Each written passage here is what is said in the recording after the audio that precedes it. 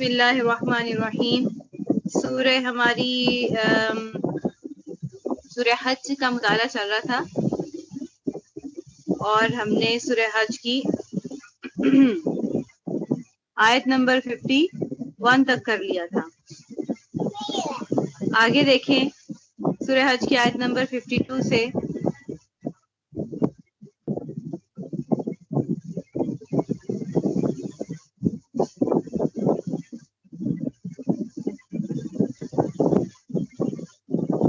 جی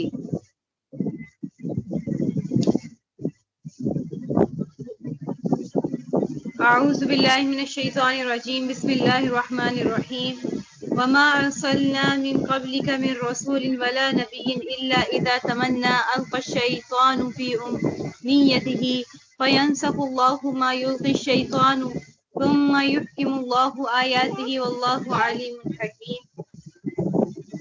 اور اے پیغمبر، تم سے پہلے ہم نے جب بھی کوئی رسول یا نبی بھیجا تو اس کے ساتھ یہ واقعہ ضرور ہوا کہ جب اس نے اللہ کا کلام پڑھا تو شیطان نے اس کے پڑھنے کے ساتھ ہی کفار کے دلوں میں کوئی رکاوٹ ڈال دی۔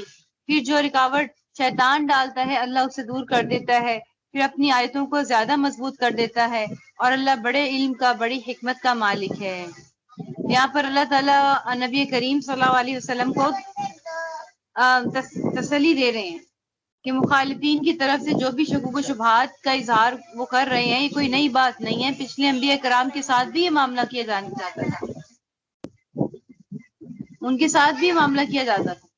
تو جب اللہ تعالیٰ کا کلام سنتے تھے تو شیاطین جو تھے وہ کافروں کے دلوں میں شکوک و شبہات پیدا کر دیتے، جس کی وجہ سے وہ ایمان نہیں لاتے تھے۔ تو اصل وجہ میں کیا معلوم ہوئی، کفار کے دل میں، یعنی کفار کے اوپر سب سے بڑا جو تسلط ہے وہ شیاطین کا ہے، شیطان کا ہے، کہ وہ ان کو ایمان لانے سے روک دیتا ہے۔ اس لیے اللہ تعالیٰ ان کا جو کوئی اثر ہے نا وہ مسلمانوں پہ باقی نہیں رہنے دیتے، بلکہ ان کو نیست و نابود کر کے رکھ دیتے ہیں۔ اللہ جب انسان اللہ تعالیٰ کی آیات سے مدد لیتا ہے تو اللہ تعالیٰ اس پہ جو مدد اور نصرت اس پر آتی ہے۔ اب یہاں پہ دیکھیں میں رسول ولا نبی، یہاں پر یہ دو لفظ استعمال ہوئے، ہم بچپن سے پڑھتے آ رہے ہیں جنرل نالج میں بھی کہ رسول الگ ہے اور نبی الگ ہے۔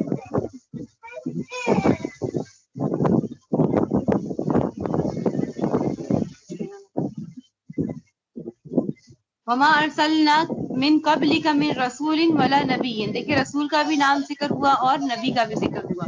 تو اب یہاں پر دیکھیے فرق ہمیں جو کرتے ہیں وہ کیا فرق ہے۔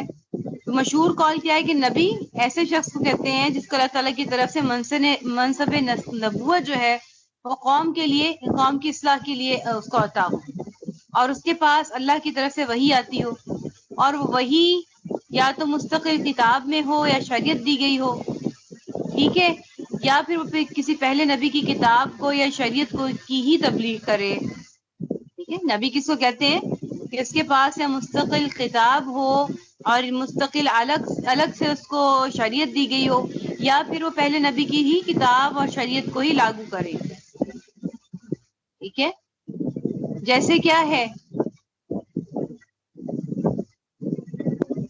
مستقل کتاب اور اگر شریعت دی ہے تو اس کی مثال کیا ہے، حضرت موسیٰ علیہ السلام ہے، حضرت عیسیٰ ہے، آپ صلی اللہ علیہ وسلم کی ذات اقدس ہے کہ الگ شریعت اور الگ کتاب دی گئی۔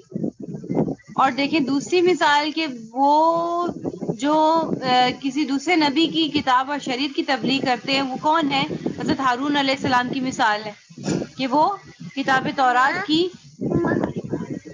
اور انہی کی شریعت کی تعلیم و تبلیغ کرتے تھے۔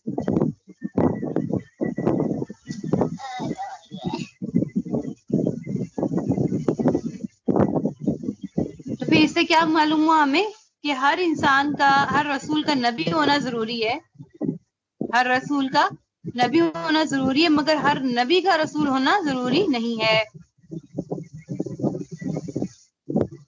ٹھیک ہے، یہ تقسیم کس لیے کی جاتی ہے، یہ انسانوں کے لحاظ سے کی جاتی ہے، اور جو فرشتہ ہے جو وحی لے کر آتا ہے اس کو رسول کہا جاتا ہے کہ وہ پیغام رساں ہے، اس وجہ سے فرشتے کو بھی رسول کا لفظ آ جاتا ہے، قرآن پاک میں ذکر کیا جاتا ہے۔ اب یہاں پر ذکر القى الشیطان فی امنیتہ، تمنا امنیتی تمنا سے ہے، ٹھیک ہے، کہ اب اس کا کیا معنی ہوگا؟ خواہشات کو پیدا کرتا ہے، یعنی شبہات کو، قرآن کی ظاہری الفاظ سے شبہات کو پیدا کر دیتا ہے، ایسے امنیہ خواہشات کو بھی کہتے ہیں، تو یہاں ماننا ہوگا شبہات کو پیدا کرتا ہے، یعنی ایسے ظاہری الفاظ سے شبہات قرآن و سنت کے جو قطعی اور یقینی دلائل ہیں، احکام ہیں، ان کے بارے میں وہ ان کو شبہات پیدا کر دیتا ہے، ٹھیک ہے نا؟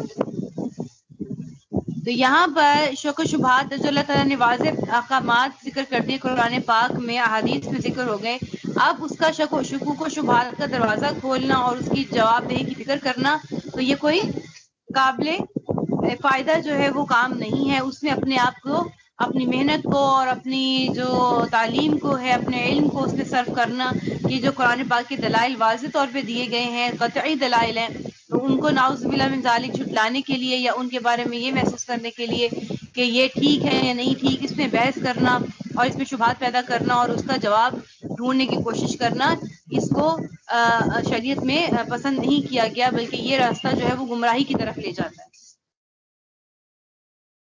ٹھیک ہے؟ سمجھ آ گئی یہ بات اب آپ کو؟ آگے دیکھیے، لِيَجْعَلَ مَا يُلْقِي الشَّيْطَانُ فِتْنَةً لِّلَّذِينَ فِي قُلُوبِهِم مَّرَضٌ وَالْقَاسِيَةِ قُلُوبُهُمْ وَإِنَّ الظَّالِمِينَ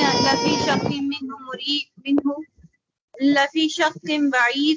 یہ شیطان نے رکاوٹیں اس لیے ڈالی تاکہ جو رکاوٹ شیطان نے ڈالی تھی، اللہ اسے ان لوگوں کے لیے فتنہ بنا دے جس کے دلوں میں روگ ہے، اور جس کے دل سخت ہیں، اور یقین جانو یہ ظالم لوگ مخالفت سے بہت دور چلے گئے ہیں۔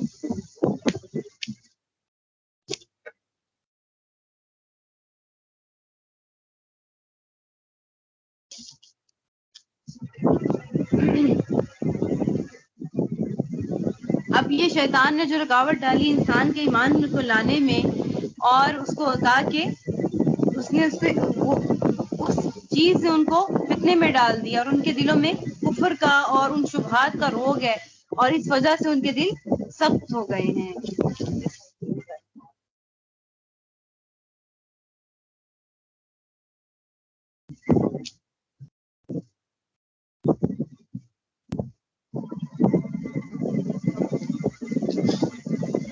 وَلِيَعْلَمَ الَّذِينَ أُوتُوا الْعِلْمَ أَنَّهُ الْحَقُّ مِنْ رَبِّكَ فَيُؤْمِنُوا بِهِ وَتُخْبِتَ لَهُ قُلُوبُهُمْ وَإِنَّ اللَّهَ لَهَادِ الَّذِينَ آمَنُوا إِلَى صِرَاطٍ مُّسْتَقِيمٍ۔ اور اس رکاوٹ کو اللہ تعالیٰ نے اس لیے دور کیا تاکہ جن لوگوں کو علم عطا ہوا ہے وہ جان لے کہ یہی کلام برحق ہے جو تمہارے پروردگار کی طرف سے آیا ہے، پھر وہ اس پر ایمان لائیں اور اس کے دل اس کے آگے جھک جائیں، اور یقین رکھو کہ اللہ ایمان والوں کو سیدھے راستے کی ہدایت دینے والا ہے۔ اب یہ رکاوٹ کس چیز کی رکاوٹ تھی؟ ایمان لانے سے روک دیا، وہ رکاوٹ شکوک و شبہات پیدا کر کے انسان کے ایمان سے کھیلا اور اس کو ایمان لانے نہیں دیا، تو اللہ فرماتے ہیں اس رکاوٹ کو اللہ تعالیٰ نے کن سے دور رکھا؟ اللہ نے مسلمانوں سے دور رکھا تاکہ جن کو علم عطا ہوا ہے وہ جان لے کہ یہی کلام برحق ہے۔ اب دیکھیں علم کن کو عطا کیا؟ علماء کو، قرآن کا علم، حدیث کا علم، سیرت کا علم۔ اب ان کو علم آ گیا تو اللہ فرماتے ہیں اب ہم شیطان سے اس کی خود حفاظت کریں گے، اور اس حفاظت کا کیا ذریعہ ہے کہ انسان صبح شام اللہ تعالیٰ کا سے وہ والی دعائیں طلب کرے کہ جس سے اپنے آپ کی حفاظت ہو سکے، اپنے علم کی حفاظت ہو سکے، وساوس اور اس طرح کی شکوک و شبہات سے وہ دور رہ سکے، تو پھر وہ اس پہ ایمان لائے اور ان کے دل اس کے آگے جھک جائیں، اور یقین رکھو کہ اللہ ایمان والوں کو سیدھے راستے کی ہدایت دینے والا ہے۔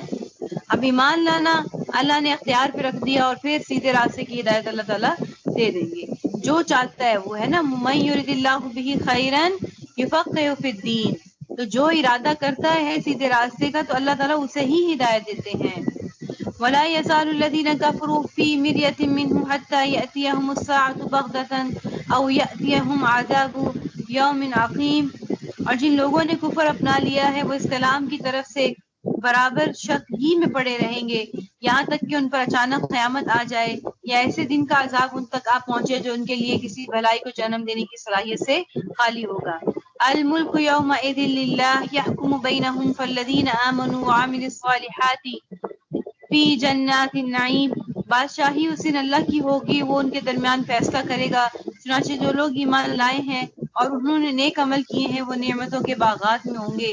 والذین کفروا وکذبوا بآیاتنا فاولئک لهم عذاب مہین.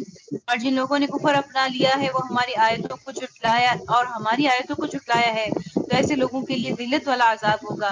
والذین هاجروا فی سبیل اللہ ثم قتلوا او ماتوا لَيَرْزُقَنَّهُمُ اللَّهُ رِزْقًا حَسَنًا وَإِنَّ اللَّهَ لَهُوَ خَيْرُ الرَّازِقِينَ.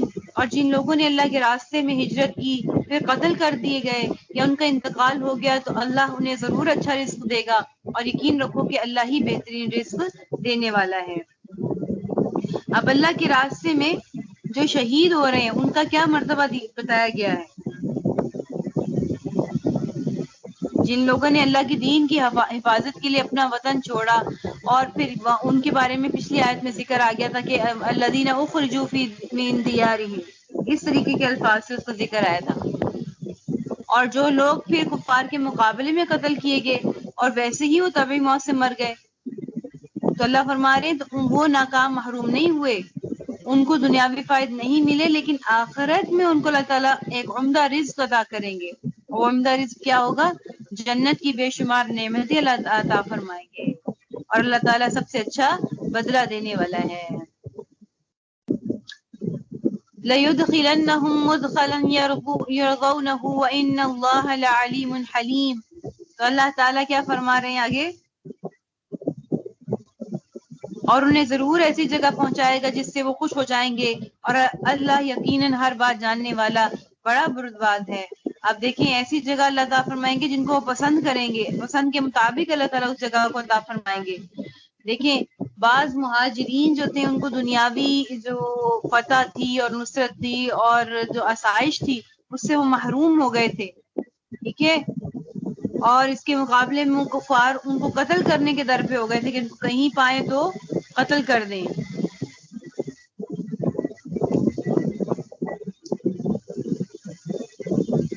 تو اب یہاں پر ظاہری مسئلے سے دیکھیں تو دنیاوی فائدہ نہیں ہے لیکن آخرت کا ایک بڑا فائدہ ان کو اللہ تعالیٰ عطا فرمائیں گے.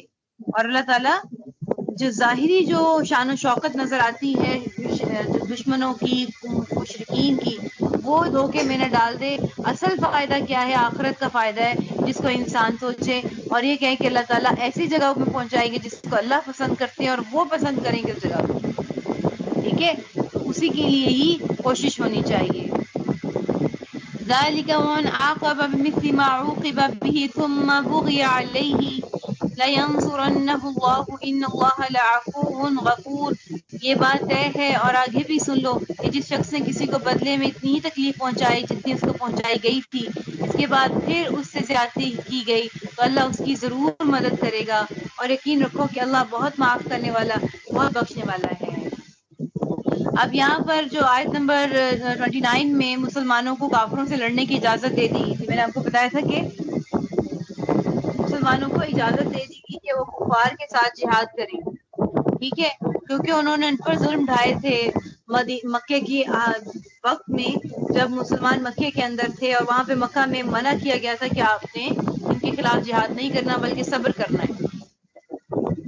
اور وہاں پر اللہ تعالیٰ نے حکم یہی دیا تھا کہ صبر کرو اور درگزر کرو.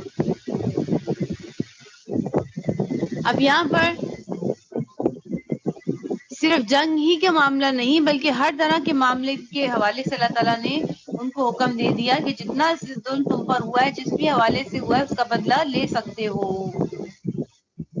یہاں سے ہمیں کیا قاعدہ مل گیا کہ اگر کسی نے کوئی زیادتی کی ہو اور اگر اس سے بدلہ لینا چاہے تو اتنا ہی بدلہ لینا ہے جتنا زیادتی ہوئی ہے. یعنی اگر آپ نے اس سے زیادہ بدلہ لے لیا تو پھر اب آپ ظلم کرنے والوں میں شامل ہوں گے یا آپ نے ظلم کیا، ٹھیک ہے. تو اس چیز کا خیال رکھنا ہے. تو اگر معاف کر دو. اللہ فرما رہے ہیں ان اللہ علی غفور. اللہ تعالیٰ نے فرمایا اس کے بعد اپنی صفت بتا دی کہ اللہ تو بہت معاف کرنے والا ہے. اتنے بڑے بڑے گناہ کر لیتے اللہ پھر معاف کر دیتے ہیں. تو سب سے بڑا ظلم جو اللہ کے ساتھ تم لوگ کرتے ہو وہ شرک کا ظلم ہے. لیکن اگر اللہ سے توبہ کرو گے اور معافی مانگو گے تو اللہ اس کو بھی معاف فرما دیں گے. اس لیے درگزر کرنا زیادہ افضل ہے. لیکن اگر بدلہ لے کر ہی خوشی ہو رہی ہو اور تسلی ہو رہی ہو کہ نہیں مجھے تو تبھی سکون ملے گا جب میں بدلہ لوں گی یا بدلہ لوں گا, تو پھر اتنا ہی بدلہ لے جتنا اس پر ظلم کیا گیا ہے. اب یہاں پر بھی دیکھیں اس پر اللہ تعالیٰ کی طرف سے مدد کا وعدہ آ گیا. ثم بغی علیہ لینصرنہ اللہ, اور پھر اس کے بعد اس کے ساتھ زیادتی کی کہ تو اللہ تعالیٰ اس کی ضرور مدد کرے گا. یعنی اگر بدلہ لے لیا, بدلہ لینے کے بعد ظالم پھر زیادتی کرتا ہے تو آپ پھر اللہ تعالیٰ کی مدد اس کے ساتھ ہوگی. ذلك بأن الله يولج الليل في النهار ويولج النهار في الليل وأن الله سميع بصير. یہ اس لیے کہ اللہ کی قدرت اتنی بڑی ہے کہ وہ رات کو دن میں داخل کر دیتا اور دن کو رات میں داخل کر دیتا ہے, اور اس لیے کہ اللہ ہر بات سنتا, ہر چیز دیکھتا ہے. ٹھیک ہے, اب وہی بات دیکھیں اللہ کی قدرتوں کی, اللہ کی نشانیوں کے بارے میں ذکر ہے کہ ایک موسم میں جو دن کا وقت ہوتا ہے وہ دوسرے موسم میں اللہ تعالیٰ نے اسے رات بنا دیتے ہیں, اور اگر ایک موسم میں جو رات کا وقت ہوتا ہے اس سے اللہ تعالیٰ دوسرے موسم میں دن بنا دیتے ہیں. دیکھیے جیسے راتیں لمبی ہوتی ہیں یا دن چھوٹے ہوتے ہیں, وہ کس طریقے سے, اگر دن لمبے ہوتے ہیں گرمیوں میں تو ان کی جو آدھی راتیں ہیں وہ دن بنا دی جاتی ہیں. اسی طریقے سے جو اگر دن چھوٹے ہوں گے تو ان کے جو دن چھوٹے ہیں ان کو آدھا رات بنا دیا جاتا ہے. تو اس لیے اللہ فرماتے ہیں کہ اس کے اندر, اللہ کے اندر اتنی قدرت ہے کہ ان کو اس میں داخل کر دیتا ہے. اسی لیے دن کم چھوٹا کبھی ہو جاتا ہے, کبھی رات لمبی ہو جاتی ہے, اسی وجہ سے ہوتی ہے. اللہ فرما رہے ہیں گردش کا, جو سورج کی گردش کا جو نظام ہے اللہ تعالیٰ نے اپنی حکمت سے بنایا ہے, اس میں ذرا برابر بھی فرق نہیں آتا. اتنے سالوں سے, جب سے حضرت آدم علیہ السلام, جب سے دنیا کی پیدائش ہوئی اس وقت سے یہ صحیح اندازے پہ چل رہا ہے. ہماری دنیا کی مشینیں, دنیا کے آلات, دنیا کا سولر سسٹم وہ خراب ہو سکتا ہے, تباہ ہو سکتا ہے, لیکن اللہ کا بنایا ہوا نظام جو ہے وہ ختم نہیں ہو سکتا. ٹھیک ہے, تو یہ اس چیز کا دیکھیں کہ اللہ تعالیٰ کی قدرت کی کتنی بڑی نشانی ہے.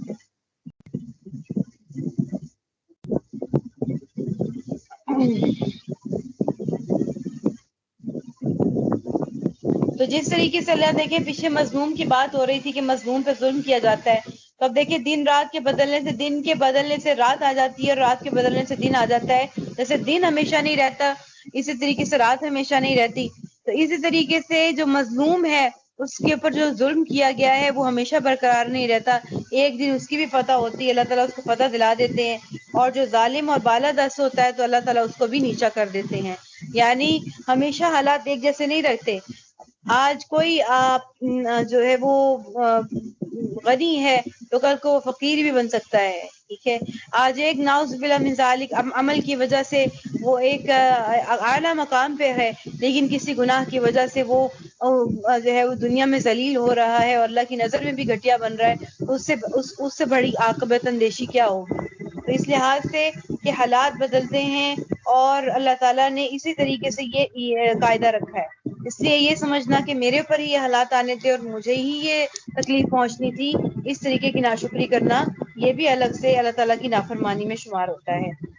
آگے دیکھیے ذالک بان اللہ هو الحق وان ما يدعون من دونه هو الباطل وان اللہ هو العلی الکبیر.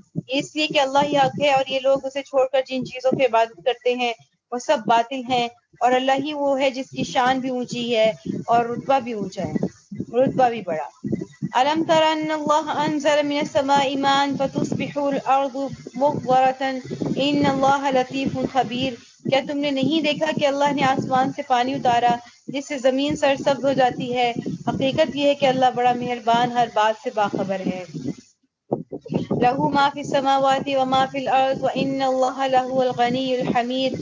جو کچھ آسمانوں میں ہے اور جو کچھ زمین میں ہے سب اسی کا ہے, اور یقین رکھو کہ اللہ ہی وہ ذات ہے جو سب سے بے نیاز ہے, بذات خود قابل تعریف ہے.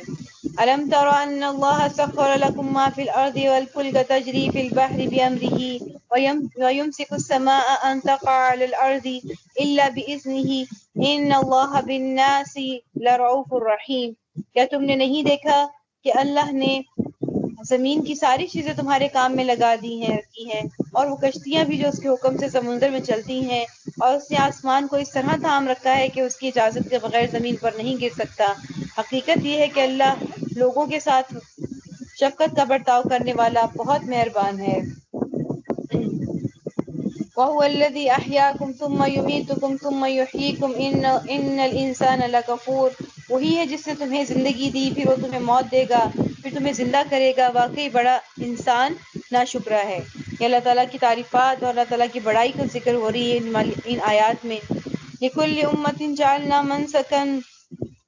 مَنْسَكًا هُمْ نَاسِكُوهُ فَلَا يُنَازِعُنَّكَ فِي الْأَمْرِ وَادْعُ إِلَىٰ رَبِّكَ إِنَّكَ لَعَلَىٰ هُدًى مُسْتَقِيمٍ۔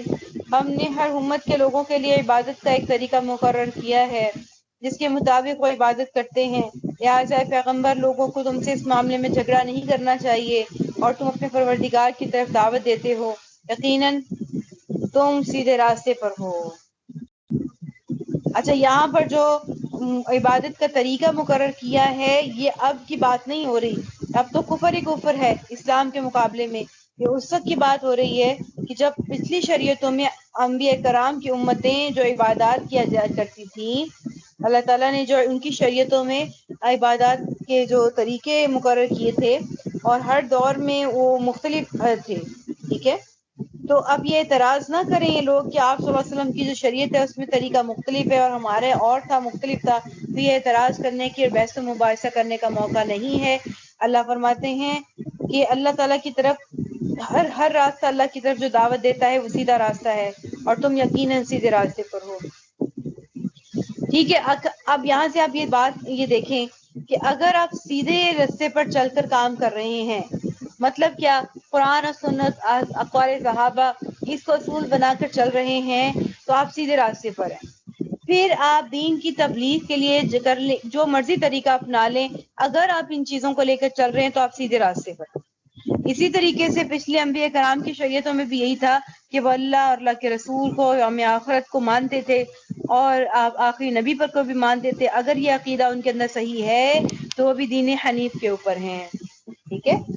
تو اس چیز کا ذکر کیا جا رہا ہے۔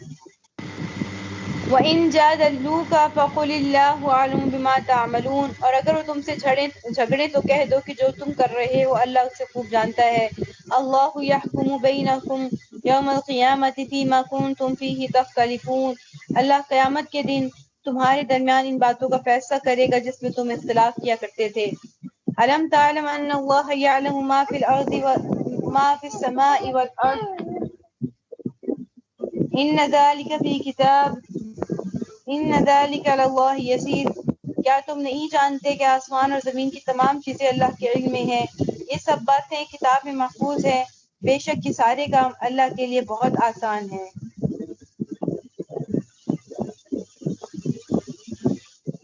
وَيَعْبُدُونَ مِن دُونِ اللَّهِ مَا لَمْ يُنَزِّلْ بِهِ سُلْطَانًا وَمَا لَيْسَ لَهُم بِهِ عِلْمٌ وَمَا لِلظَّالِمِينَ مِن نَصِيرٍ، اور یہ لوگ اللہ کو چھوڑ کر ان چیزوں کی عبادت کرتے ہیں جن کے معبود ہونے کی اللہ نے کوئی دلیل نازل نہیں کی، اور خود ان لوگوں کو بھی اس کے بارے میں کوئی علم نہیں، اور ان ظالموں کا آخرت میں کوئی مددگار نہیں ہوگا۔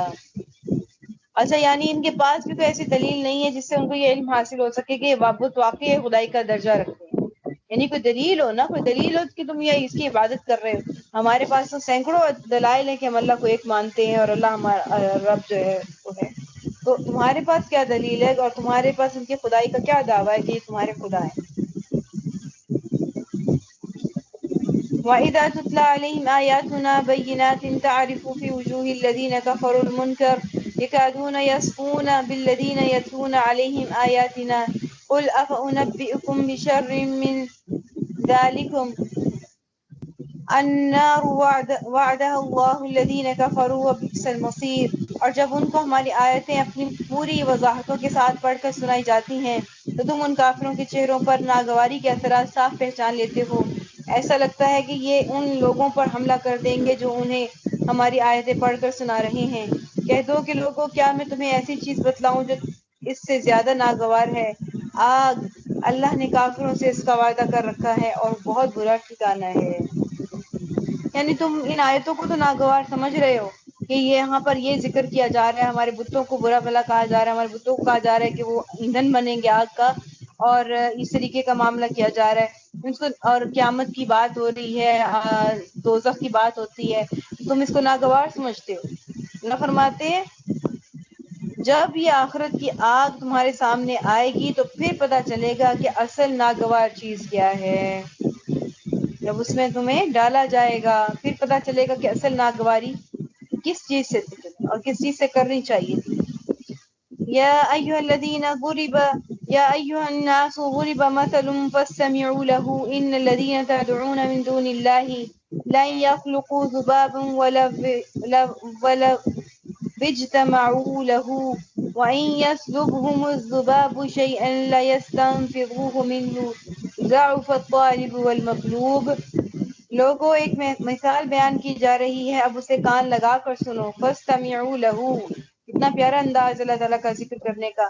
تم لوگ اللہ کو چھوڑ کر جن جن کو دعا کے لیے پکارتے ہو وہ ایک مکھی بھی پیدا نہیں کر سکتے، چاہے اس کام کے لیے سب کے سب اکٹھے ہو جائیں، اور اگر مکھی ان سے کوئی چیز چھین کر لے جائے وہ اسے چھڑا بھی نہیں سکتے۔ ایسا دعا مانگنے والا بھی برا، اور جس سے جو ہے وہ دعا مانگی جا رہی ہے وہ بھی۔ کتنی پیاری مثال اللہ تعالیٰ نے دی ہے، دیکھیں ذرا۔ ہاں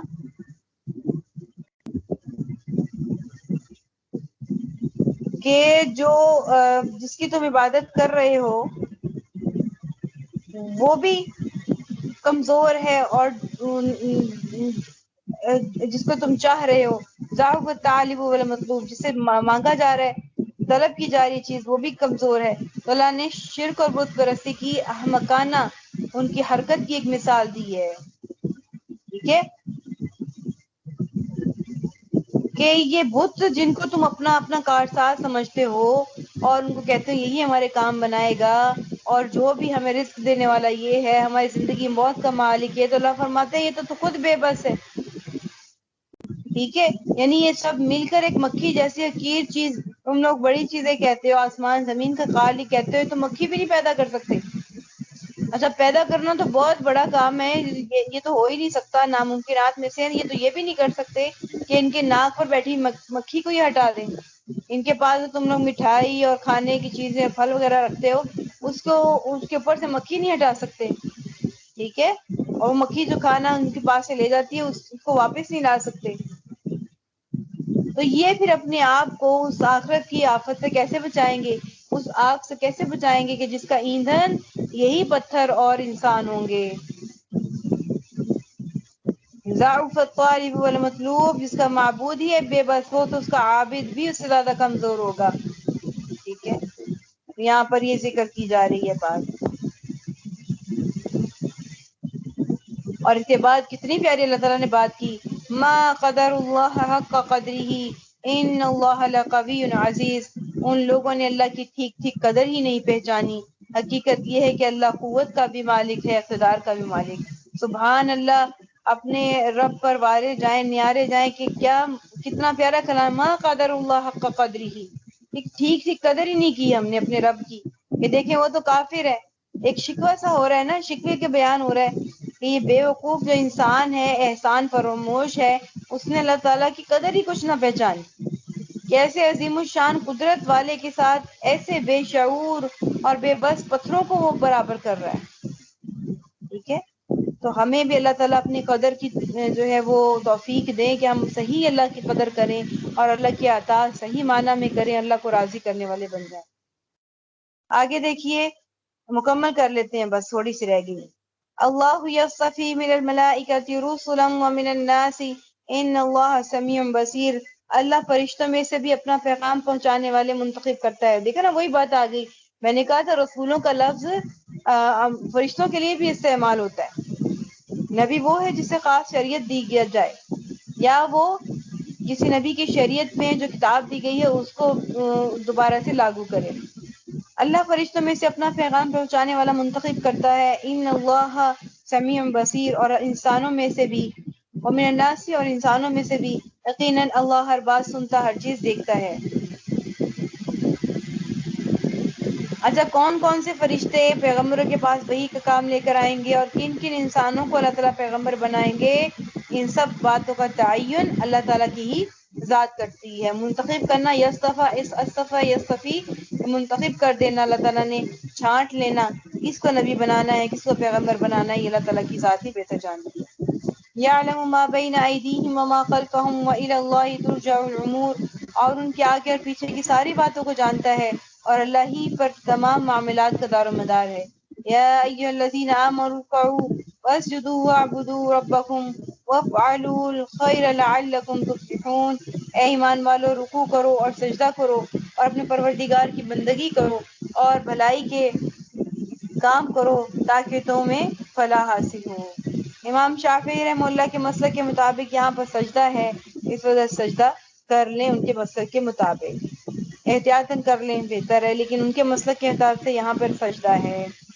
وجاہدوا فی اللہ حق جہادہ هو اجتباکم وما جعل علیکم فی الدین من حرج ملۃ ابیکم ابراہیم هو سماکم المسلمین من قبل وفی ھذا لیکون الرسول شہیدا علیکم وتکونوا شہداء علی الناس واقیموا الصلاة وآتوا الزکاة واعتصموا باللہ هو مولاکم فنعم المولا ونعم النصیر. اور اللہ کے راستے میں جہاد کرو جیسا کہ جہاد کا حق ہے، اس نے تمہیں اپنے دین کے لیے منتخب کر لیا ہے اور تم پر دین کے معاملے میں کوئی تنگی نہیں رکھی. اپنے باپ ابراہیم کے دین کو مضبوطی سے تھام لو، اس سے پہلے بھی تمہارا نام مسلم رکھا تھا، یعنی ہمارا نام مسلمان ہی تھا شروع سے ازل سے. جو بھی اللہ کے رسول کے سیدھے راستے پر چلے گا اس کا نام مسلمان ہی ہوگا، کوئی یہودی کوئی نصارہ کوئی مجوسی نہیں. صرف اگر اللہ کے دین کو اور نبیوں کو مانتا ہے تو وہ مسلمان کہلائے گا. اور اس قرآن میں بھی تاکہ یہ رسول تمہارے لیے گواہ بنے اور تم دوسرے لوگوں کے لیے گواہ بنو، لہٰذا نماز قائم کرو اور زکوٰۃ ادا کرو اور اللہ کو مضبوطی سے تھامے رکھو. ایک جگہ ہے نا وَاعْتَصِمُوا بِحَبْلِ اللَّهِ، یہاں پہ اللہ کو مضبوطی سے تھامے رکھو، یعنی اللہ تعالیٰ کی احکامات کو مضبوطی سے تھامے رکھو اور اطاعت کرو. وہ تمہارا رکھوالا ہے، دیکھو کتنا اچھا رکھوالا اور کتنا اچھا مددگار ہے.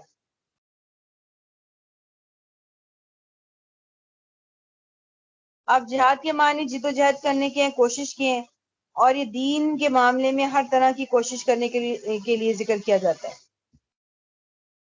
تو اس میں مسلح ہو کے یعنی جد و جہد کرنا ہتھیار کے ذریعے اور اپنی جان کے ذریعے کے لگا دینا اللہ کی خاطر، تو یہ بھی داخل ہے. اور پرامن جد و جہد بھی کرنا، یعنی انسان اپنی اصلاح کے لیے پہلے کوشش کرے، اس کے لیے اپنے نفس کے لیے جہاد کرے. سب سے بڑی بات ہی یہی ہے جو انسان اپنے نفس کے ساتھ جہاد کرے. تو اللہ تعالیٰ یہاں پر یہ بھی فرمائے کہ وہ گواہی دیں گے لیکون الرسول شہیدا علیکم، کہ امت آپ صلی اللہ علیہ وسلم کی امت کے حق میں گواہی دیں گے کہ یہ لوگ ایمان لے آئے ہیں. ٹھیک ہے، کیا یہ لوگ ایمان لے آئے ہیں، نبی کریم صلی اللہ علیہ وسلم جو ہے وہ گواہی دیں گے.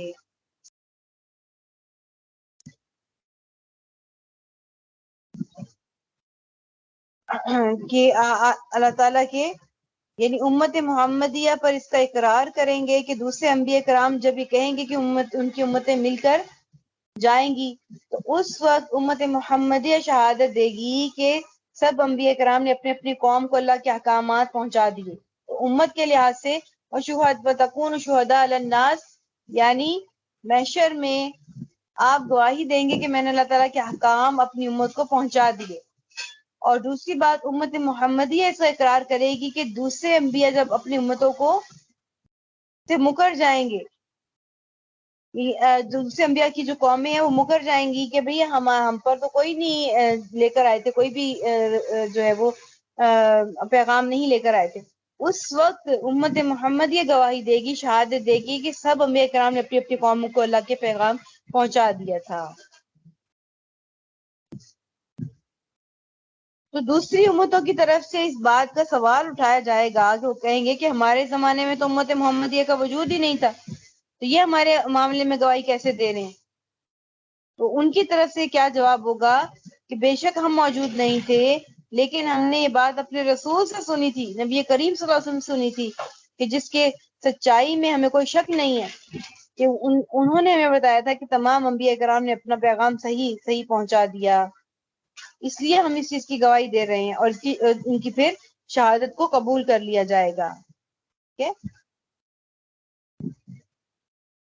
فاقیموا الصلاۃ وآتوا الزکاۃ واعتصموا، یعنی جب تم لوگوں نے اللہ تعالیٰ نے تم لوگوں کو اپنے احسانات کر دیے جس کا ذکر اب اوپر ہو چکا ہے کہ تمہارا فرض ہے پھر کہ اللہ تعالیٰ کے احکام کی پابندی کرو اور اس میں کوشش کرو. اس میں نماز اور روزے کے ذکر پر ہی ذکر کیا گیا کہ یہ سب سے بڑے اعمال ہیں انسان کے جسمانی طور پر اور مال سے متعلق. ٹھیک ہے، تو اس لحاظ سے اس چیز کا زکوٰۃ اور نماز کا ذکر کیا گیا. حضرت ابن عباس رضی اللہ فرماتے ہیں وَاعْتَصِمُوا بِاللَّهِ، اس سے اعتصام سے مراد ہے کہ اللہ تعالیٰ سے دعا مانگا کرو. اللہ کو مضبوطی سے تھامنے سے کیا مراد ہے کہ اللہ تعالیٰ سے دعائیں مانگا کرو خوب. کس چیز کی خاص دعا مانگے کہ اللہ تعالیٰ تمام مکروہات دنیا اور آخرت سے میں محفوظ رکھیں. اور بعض کہتے ہیں کہ وَاعْتَصِمُوا بِاللَّهِ کا معنی ہے کہ قرآن و حدیث سنت کے ساتھ مضبوطی سے اس کو تھامے رکھو، ہر حال میں لازمی طور پر اپنے اس کو پکڑو. جیسے کہ ایک حدیث شریف بھی ہے، رسول اللہ صلی اللہ علیہ وسلم نے فرمایا ترکت فیکم امرین لن تغلوا ما تمسکتم بہما کتاب اللہ و سنتی رسولہ. میں نے تمہارے لیے دو چیزیں ایسی چھوڑی ہیں کہ جب تم ان دونوں کو پکڑے رہو گے تو گمراہ نہیں ہوگے، ایک اللہ کی کتاب اور دوسرے اس کے رسول کی سنت. ٹھیک ہے، تو کتنی پیاری آیات پہ ان کو ختم کیا گیا ہے سورۃ الحج کو. چلیے جی، سورۃ الحج ہماری مکمل ہو گئی. اب انشاءاللہ تعالی ہم کل سے دوسری ہم انشاءاللہ سورت شروع کریں گے. کون سی سورت ہے اگلی؟ جی، سورہ حج کے بعد سورۃ المؤمنون ہے. انشاءاللہ تعالی اس سورت کو ہم شروع کریں گے. چلیے جی، اس کے سوال ہے تو پوچھ لیجئے.